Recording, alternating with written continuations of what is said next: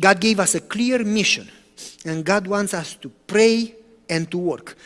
There is a quotation that says, by thousands of voices all over the earth, the warning will be given. Miracles will be wrought. When? Sick will be healed. When? Signs and wonders will follow the believers. When? Read the first sentence. When you go and work, then God goes with you. He says, go and I will be with you. When you go and work, God is going to perform miracles. Don't expect God to do miracles for you. God, help me with this, help me with job, help me with health. You need to go out and work, and then God will perform miracles.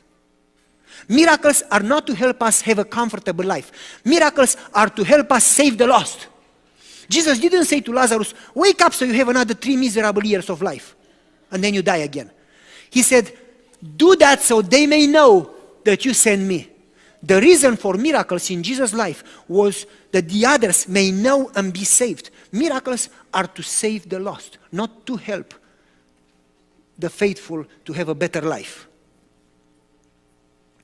Christ has left heaven to come and save. The Lord is not pleased with our weak, inefficient efforts.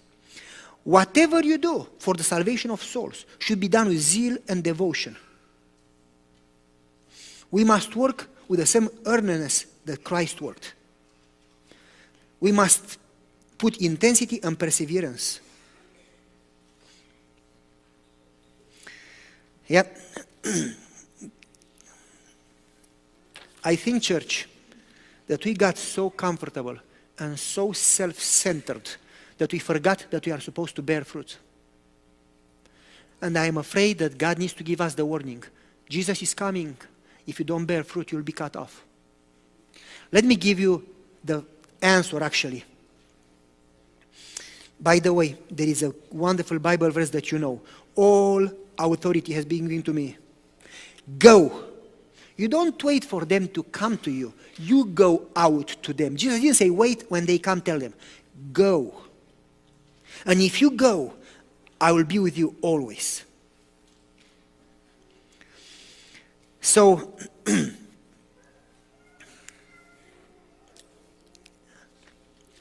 those who walk in the light, those who indeed walk in the light, are filled with a desire to share the light. They become light bearers. The work that the disciples did, we are called to do. Every Christian is to be a missionary. The Spirit of Christ is a missionary spirit. The very first impulse of a renewed heart is to bring others to the Savior. Listen, folks. As soon as you use what God gave you, God calls angel Gabriel and says, Gabriel, come here. And Gabriel comes to the Father and says, yes, Lord, what do you want me to do? Do you see Jimmy? He used in faith all the resources I gave him, not 10%, 100%. He used his time, he used his gifts. He's all about saving. He's not selfish. He's detached from the love of money, love of stuff. Do you see Jimmy? I want you to give him a lot more. You can trust him with more because Jimmy is not selfish. Jimmy is going to use it properly. You can give him unlimited. Focus on him and bless him and do miracles. It's safe to give it to him. You follow me? Or God says, do you see that guy or that guy? Don't give him more. He's selfish. He's going to use it wrong. That's the way I see it. It's not a matter of being rich or poor.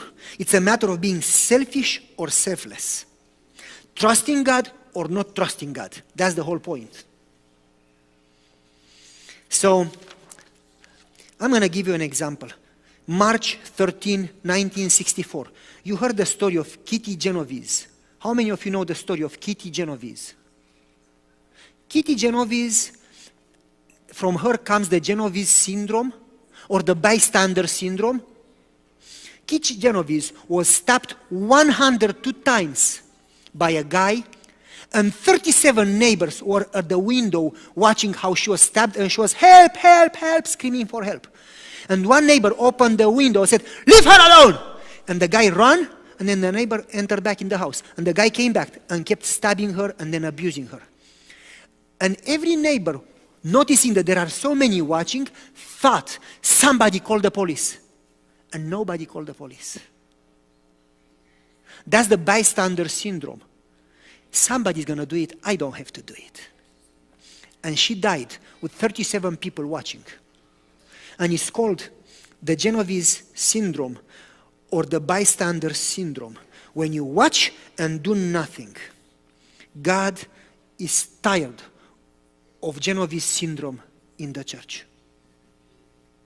Bystander syndrome. God expects fruits. God expects us to become sensitive to what happens around us. So, how do you get ready?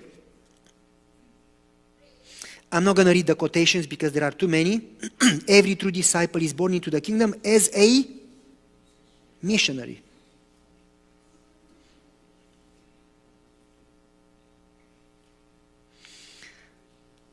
Listen, folks. Either we participate in God's work or we have nothing to do with Jesus. I don't know if you heard it. Either we participate in God's mission or have nothing to do with Jesus. We are not Christians. Hello? You heard it? Those who don't act are not Christians. Listen, let me explain now. In Matthew 24, Jesus talks about the destruction of Jerusalem and the end of the world. You remember? That's our last two sermons. And Jesus answers their question, talking about two different events. Destruction of Jerusalem and end of the world. And then he tells them how to prepare. And this is our answer for today. Focus carefully. He tells them how to prepare. How do you prepare for the destruction of the world, for the end of the world, for the second coming? How do you prepare? You raise your eyes and wait. How do you wait? You do nothing and wait, stand by and Genovese syndrome? How do you wait? And Jesus tells them how to wait. As soon as he is done talking about the signs of the times, the signs of the end, Jesus tells them a parable so they know how to prepare. And Jesus says, there was a master who went to his servants and he gave to one 5 talents, to one 2 talents, and to one 1 talent and said, go out and use it. And then the master came back. And what happened? I'm sorry, it's a different story there. I'm wrong. He told them to feed the other servants, you remember? And the master was late. And some of them were feeding the servants, and some of them said, hey, he's late. And they stopped feeding the servants, and they started to abuse them. And he came back. And those who fed, who served, were called into his kingdom, and the others were destroyed. How do you get ready? And then he continues the second parable, 10 virgins. And he says, all virgins were asleep, all virgins were waiting, all virgins expected the second coming, all virgins expected to enter the wedding heaven, all fell asleep, and that's bad, but that's not the biggest problem, because all woke up. And the biggest problem is that 5 of them didn't have oil. How do you have oil? And he gives another parable. And he says, he gave to one 5 talents, to one 2, and to one 1. Those who used their talents got multiplied. And he said, good and faithful servant, well done. Come into the kingdom. And the others, unfaithful servants. How do you prepare, folks? You see, how do you watch and wait? You serve. How do you get oil? You serve. How do you multiply your talents? You serve. Those that do not serve are lost. You don't wait for Jesus doing nothing. Just because you come to church, you are not waiting. Everybody goes to church among Christians. You don't wait for Jesus because you keep Sabbath. You should keep Sabbath, but that's not the way you wait. You wait for Jesus working. You preach the gospel. That's what Jesus gave us. The Great Commission is not the Great Suggestion. How do you wait? Work. Bear fruit. Bear fruit. The king said, okay, and Jesus ends chapter 25, and this is the key.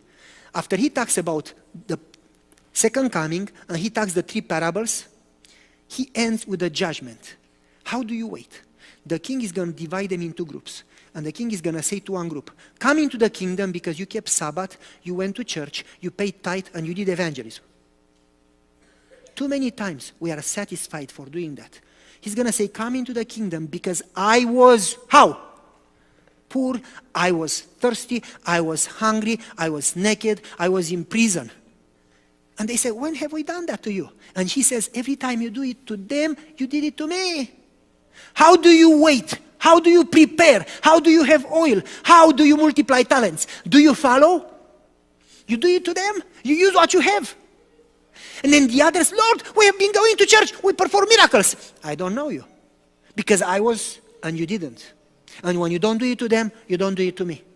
Folks, do you see how you prepare for the kingdom? Not being bystanders. Not being the fig tree that has no fruits, only leaves. You prepare by serving. And folks, it's not about money. God doesn't have a money problem. God has a people problem. God calls you to do small acts of service, daily service, using whatever you have. Open your eyes and what you have, share. Pray in the morning. Lord, would you give me opportunities to share today? I give you an example.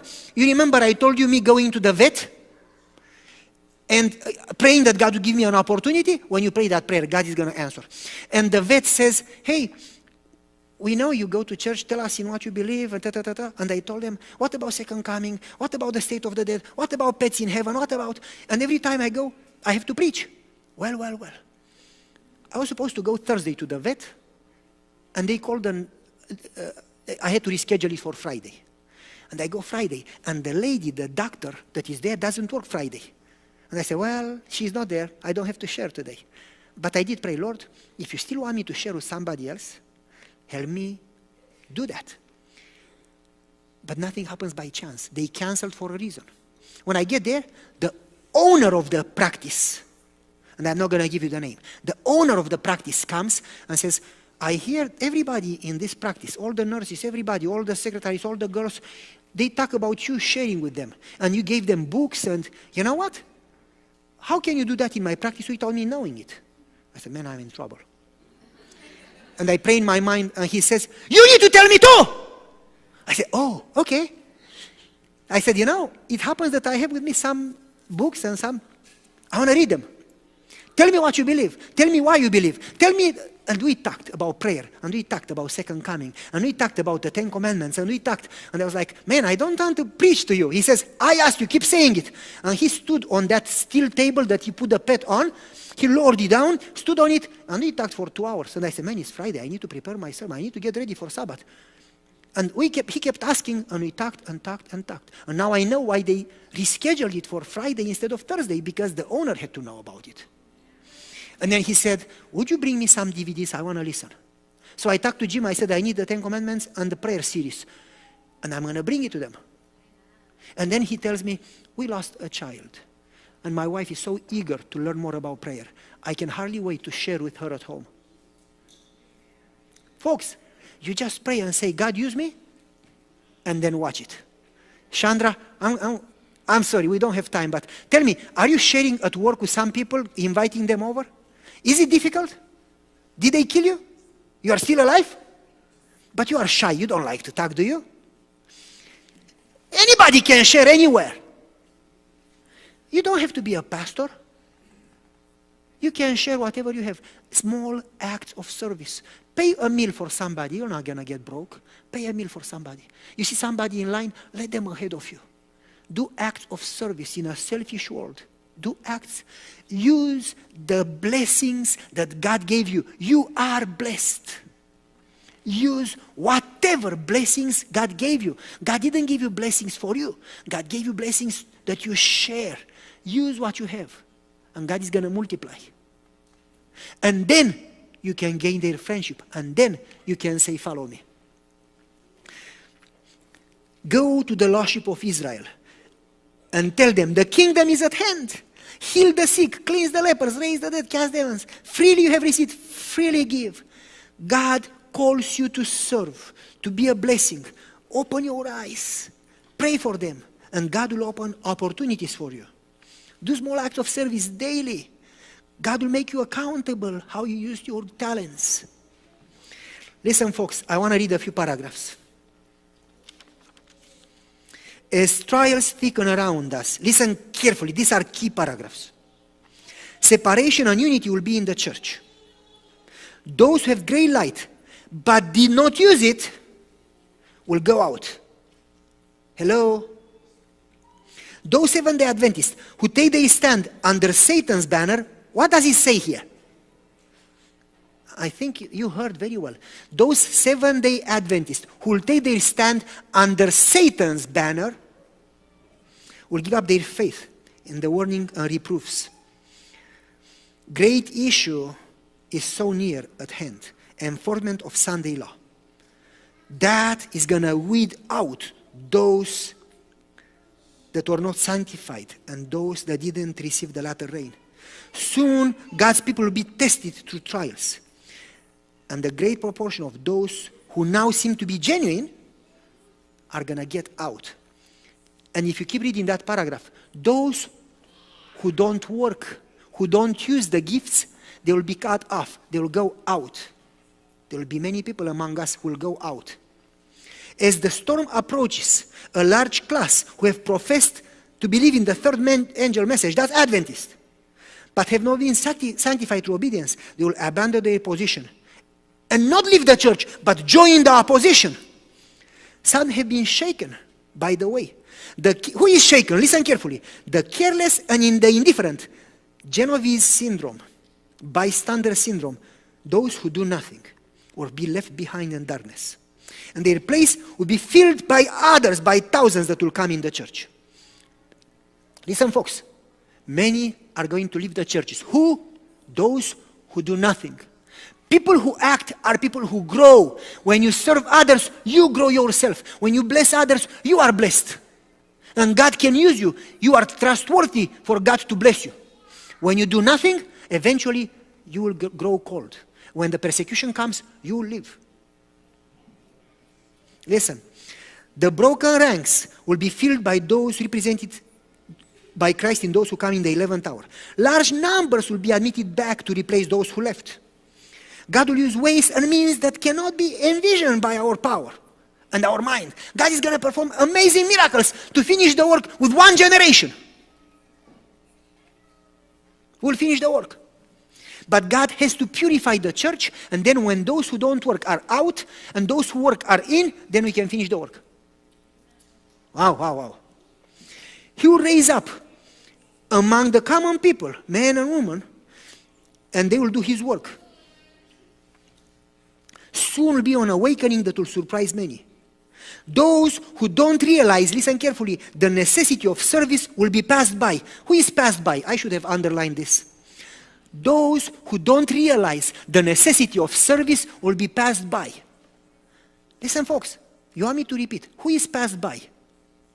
How do you get ready? You don't get ready by doing nothing. You get ready by working. Those who don't realize the necessity of service will be passed by. This is tough. The Lord, listen carefully. Oh, come on, move. It doesn't move. Okay, too much now. The Lord abhors indifference and disloyalty in a time of crisis in His work. Wow. Wow. You want me to read it again?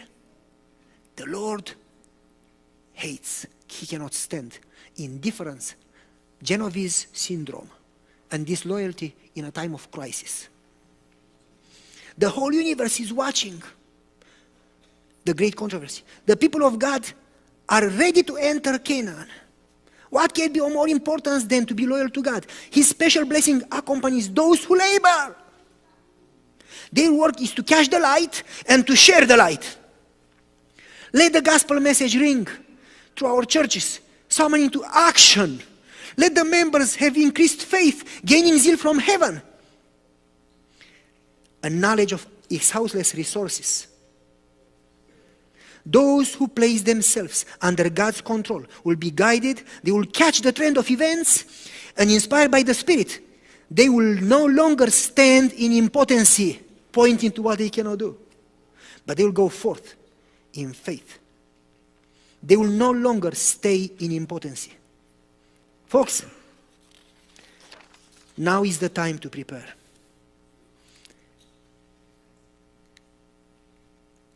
I'm going to jump to the end. Concerning to times and seasons, you don't need to write to you because you don't live in the darkness. You know that Jesus is coming. Listen, folks, Jesus said to them, this generation will not pass before these things will happen. And that generation, for instance, Israel, when they were not ready to enter Canaan, that generation died, a next generation entered. Jesus said to them, this generation will not pass. When Jesus said that, that generation, there was about almost 40 years, and Jerusalem was destroyed. That generation experienced that. And then Jesus talked about second coming because he talked about two things in the same speech, about destruction of Jerusalem and second coming. When he talked about second coming, he gave signs in Matthew 24. Earthquakes, tornadoes, calamities, catastrophes, You remember wars? And then he said, they will be like the labor pain, the birth pain. Basically that means when they start increasing in intensity and frequency, then Jesus is coming. And then he says, that generation will not perish, in Greek. People say that he talks about the humankind generation. I don't pretend I am right, but I believe different. He refers to two different times, destruction of Jerusalem, that generation, and end time, that generation.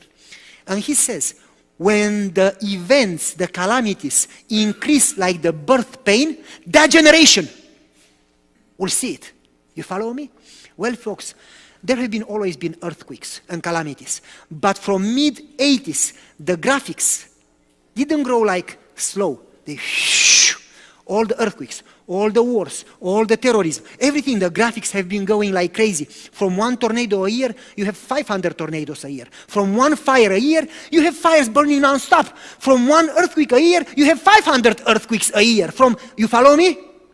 Since mid-80s, 1986, somewhere there, it exploded and it started to go, all of them, like the birth pain. I'm not giving dates because nobody knows the date except the Father. But listen carefully.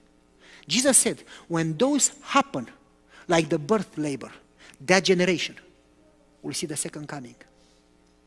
Listen, folks.